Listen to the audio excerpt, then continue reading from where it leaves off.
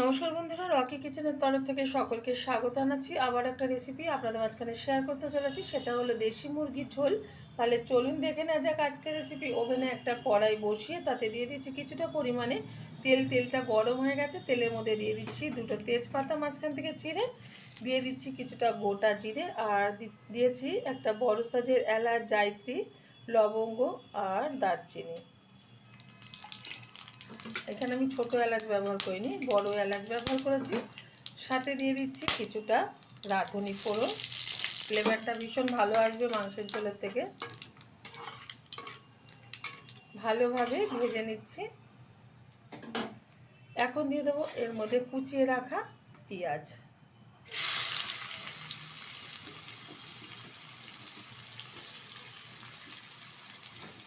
পুরো একটা গোটা মুরগি কিন্তু আজকে রান্না করব, আর সেটা হয়েছে ওজনে 1 কিলো 250।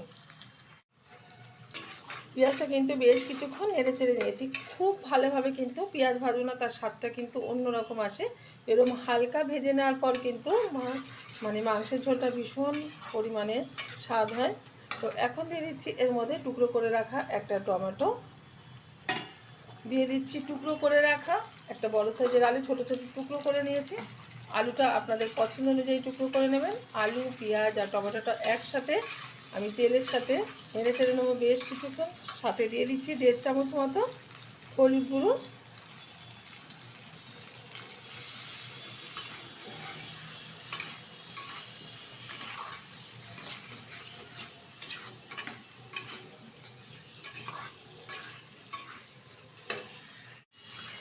বেশ কিছুক্ষণ কিন্তু আমি আলুটা নেড়ে চেড়ে নিয়েছি উপকরণগুলোর সাথে। এখন দিয়ে দেবো এর মধ্যে কিছুটা বাটা মশলা। এখানে জিরে, লঙ্কা, আদা আর রসুন একসাথে বেটে নেওয়া আছে, সেটা দিয়ে দিলাম। দিয়ে দিচ্ছি খুব সামান্য পরিমাণে একটু মশলা ধোয়া জল। এবার ভালোভাবে কষিয়ে নেব।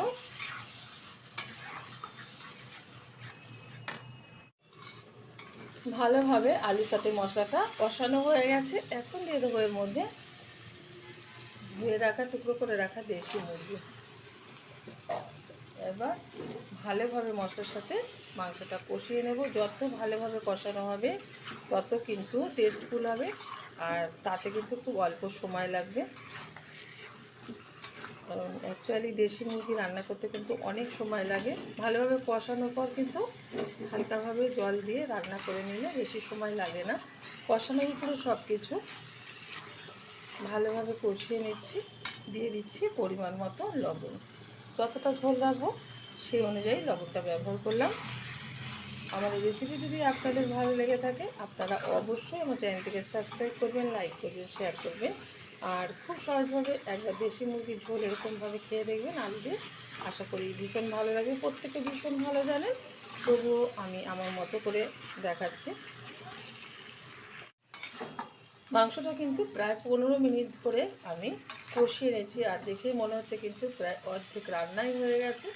এরকমভাবে কষাতে হবে মাংসটা, যাতে কষানোর ফলে অর্ধেকটা রান্না হয়ে যায়। এরকমভাবে অনেকেই কিন্তু অল্প একটু কষিয়ে তারপরে জল ঢেলে দেয়, সেই মাংসে কিন্তু কোনো টেস্ট সেরকমভাবে হয় না।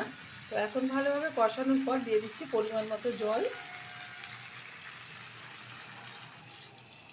আপনারা ভালো কালার আসার জন্য একটু কাশ্মীরি লঙ্কার গুঁড়ো ব্যবহার করতে পারেন। তো আমার বাড়িতে সবসময় বলে থাকি, আমার ছেলে খায় বাচ্চা, তো সেই কারণে আমি কিন্তু কাশ্মীরি লঙ্কার গুঁড়ো খুব কম ব্যবহার করি।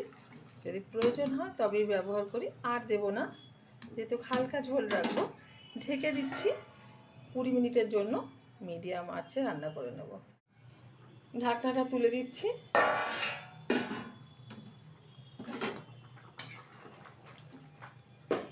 আলুটা কিন্তু খুব সুন্দরভাবে সিদ্ধ হয়ে গেছে, আর এদিকে কিন্তু মাংসটাও সুন্দরভাবে সিদ্ধ হয়ে গেছে। এরকম পাতলায় ঝোল রাখবো, যেহেতু দেশি মুরগি পাতলা ঝোল রাখলে কিন্তু ভালো লাগবে খেতে গরম গরম ভাতের সাথে। তো এখন দিয়ে দেবো এর মধ্যে একটু গরম মশলার গুঁড়ো, ফ্লেভারটা ভালো আসার জন্য। নাড়িয়ে নিচ্ছি ভালোভাবে।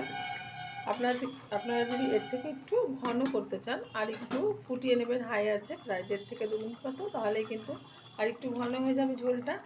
নামিয়ে ঢেলে দিচ্ছি একটা পাত্রে, আর গরম গরম ভাতের সাথে এটা এখন সার্ভ করব। দেখা হবে পরের ভিডিওতে নতুন কোনো রেসিপি নিয়ে। ধন্যবাদ।